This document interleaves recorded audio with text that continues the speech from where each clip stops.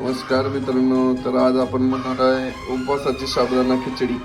त्यासाठी आपण साबुदाणा भिजवून घेतलाय, त्यामध्ये शेंगदाणे कुटून मिक्स करून टाकले.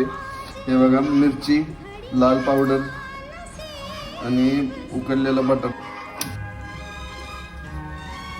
2 चम्मच ऑइल. तेल आता गरम झाले, मस्त त्याला मिक्स करायचे. बनवलेली लाल मिर्च,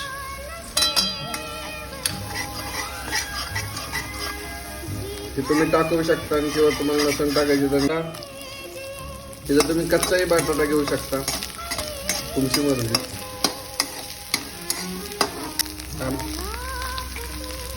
हातावर मीठ घेऊन असं मीठ टाकायचं, लय नका टाकू, फरड झाल्यावर काय खाण्यात मजा नाही येत.